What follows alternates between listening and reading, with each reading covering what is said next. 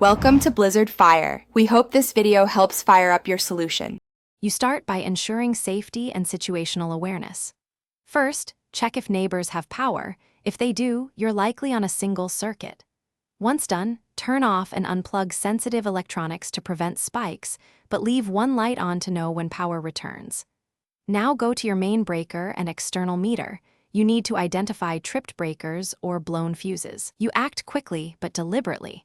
This prevents hazards and narrows whether the issue is inside your home or with the grid. You proceed to diagnostic actions that determine the source. Start by resetting GFCI outlets and then trip and fully reset each circuit breaker. Push to off, then back on to clear stuck contacts. If breakers immediately trip again, isolate that circuit and leave it off.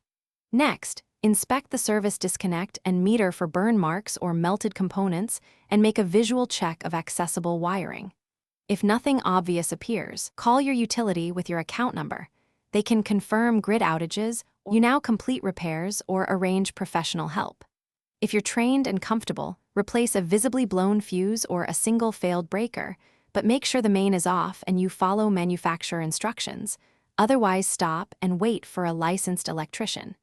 If you need temporary power, use a portable generator with a transfer switch and proper grounding, positioned at least 10 feet from the house. If power still fails, document breaker behavior and take photos.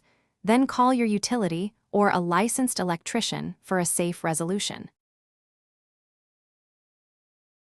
Thanks for watching. If you found this helpful, don't forget to like and subscribe.